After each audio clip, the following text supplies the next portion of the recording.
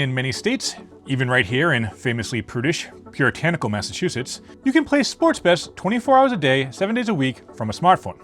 I'm gambling right now. I'm just kidding. But I could. The sports gambling landscape in the US has been completely and utterly transformed in just a few years.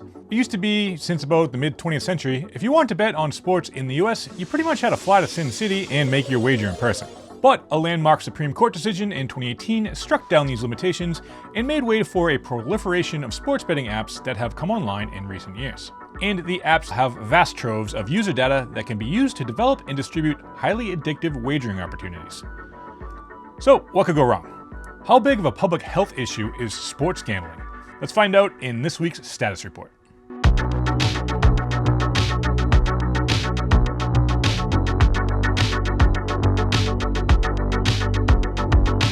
In March of 2023, a whole bunch of sports betting apps launched here in Massachusetts. Some of the apps came from storied Vegas institutions like Caesars and MGM, but others were from relatively newer brands like DraftKings and FanDuel. But they were all competing fiercely for market share in Massachusetts. And the first week the apps were available here, my buddy Jared was texting our friend group chat every time he discovered a new promotional offer from one of the apps, and it was nuts. I'm not really a big gambler at all, but by the end of the first week, even I had won several $100s by taking advantage of these special deals. So to learn more about how these promos worked, let's hear from my buddy Jared. Some of the promos consisted of 100% profit boosts. You get 10 off the bat, and then on top of that, you get an additional $50 cash if you refer to one of your friends to that sports book. So with a 100% profit boost, there's actually no way you can lose a bet if you manage the field right and you gamble on both sides. So you literally cannot lose with these boosts. Gives you a taste of winning, and ultimately, a taste of gambling. And I remember some of them were like, they weren't like boosts, but they were basically like things statistically almost guaranteed to happen. You could bet on, right? Those were wild times.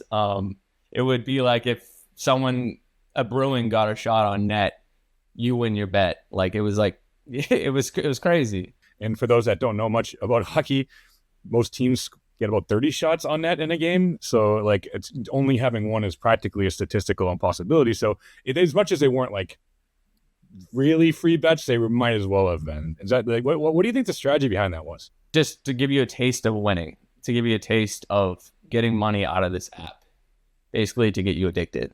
They got me to sign up. They got me to download the app. They got me to hook up my banking information. And then it felt so seamless. So I feel like that was a big part of it, was just trying to get you in the system. Like, absolutely. And it worked for most people. I mean, when these apps started rolling out, it didn't make sense to not download them because they were handing people money. I got my girlfriend to sign up, and I used those boosts to win her some money. And I would send my friends links, referral links, and I would get money when they signed up, and vice versa. So when the sporting apps launched in Massachusetts, they were paying its users to, start gambling, and apparently it worked out. Do you find these things personally? Like, do you find these tactics to be like predatory? Yes, I do. So a lot of the major sports books now are offering daily incentives to log in to your account. So I know Caesar's sportsbook is actually implementing like an interactive game with users. So you control a basketball player, and then you get the ability to choose you want to take a layup, a jump shot, or a three-pointer. And it gives you 3 different options, and depending on which one you select, you are presented with a different profit boost.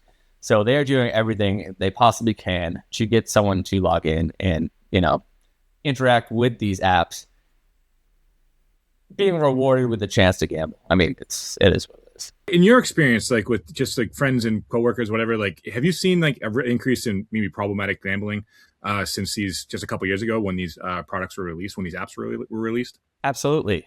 Up until 5 years ago, I have friends that didn't even watch sports, and they just weren't interested until the apps launched, and it honestly got them interested in sports and interested in gambling, And our friend group is not an outlier here. According to a Siena poll, 22% of all Americans and half of all men 18 to 49 have active online sports betting accounts. Here in Mass, participation in sports gambling just about doubled from 16.7% in 2022, which was a year before the apps came out, to 32.6% in 2024, according to a study from the University of Massachusetts. And the promos that enticed me to sign up aren't the only tactics the betting companies are using. A recent lawsuit in Pennsylvania accuses FanDuel and DraftKings of providing frequent players with VIP escorts that provide personalized one-on-one customer service and all sorts of perks to encourage more betting. The Massachusetts Gaming Commission has found that online sportsbooks have restricted customers who win regularly, while extending VIP status and rewards primarily to those who often lose. The lawsuit also takes issue with microbets. This is when players can wager on not just the outcome of the game, but on little things that happen during the game, like as granular as if the next pitch in a baseball game is going to be a ball or a strike. And there are hundreds of pitches in an average MLB game. So there's all sorts of things you can bet on. Traditionally, you would bet on who's going to win a game, and that's sort of why sports betting was seen as the least dangerous form of gambling, because it was quite slow. You had this bet and you would get to watch the game for a few hours, and then maybe you'd place another bet at the end of the game. Now you can bet on every single pitch, every single basket, who's going to win the quarter, all of these things, to sort of really be engaged much more kind of like a slot machine than a traditional sports betting experience. Depending on what state you're in, you can bet on really anything. At 2 a.m. in New Jersey, for example, you're not going to have any MLB or NBA games to bet on, but you can pretty much always find, Belarusian table tennis or Malaysian women's volleyball. And all of that stuff is there, not really because people want to bet on those sports, but because they want something to offer their users to bet on 24/7. And the data that these companies have, how can that be used to target users? Sportsbooks know everything about you, right? When you sign up for an account, you have to input, your age, your location, your social security numbers. They already have all of that. You can get a lot from someone if you know their address and their age, and even things like how much you deposit at first, what teams you're betting on. But they know, what time you sign in, what types of promotions you respond to. And yeah, the micro targeting, the personalization is really dangerous.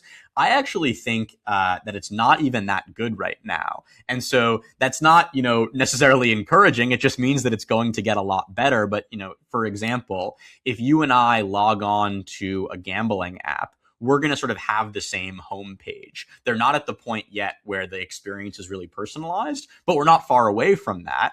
And on the one hand, that will make for a much more seamless, frictionless, enjoyable user experience. On the other hand, this is an addictive product that is going to result in a lot more compulsive use. So yeah, it kind of goes both ways. But yeah, it's certainly something that the companies are trying to do a lot of, and something that potentially is going to be very harmful for a lot of people as well. Meta and YouTube just recently lost a court case in LA that alleged the companies had designed their products to be addictive and ignored evidence that they were causing harm. Gambling is associated with the highest suicide rates of any addiction. So could a jury find these sports betting companies liable for harming users? I know that they're paying attention, at least because I've seen at least a few articles that have sort of made that connection explicitly. And there are various ongoing lawsuits against gambling companies, basically arguing the same thing, that there is not only kind of negligence, but there is understanding internally of these these companies that these products are dangerous, that people are being harmed, and they're not doing anything.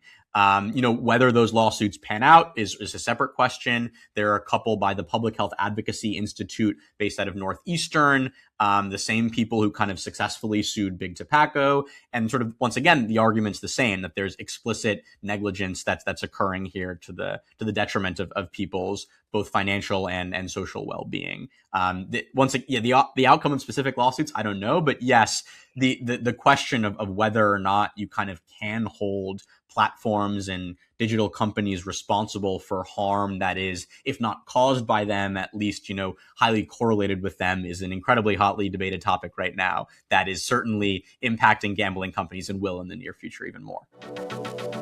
Thanks to Isaac and Jared, and to hear the full conversation with Isaac, check out this week's season premiere of the First Opinion podcast. The link is in the description. And if you enjoyed this episode, please like and subscribe. It's a little click, but it helps us out a lot. And we'll be back next week. Same stat time, same stat channel.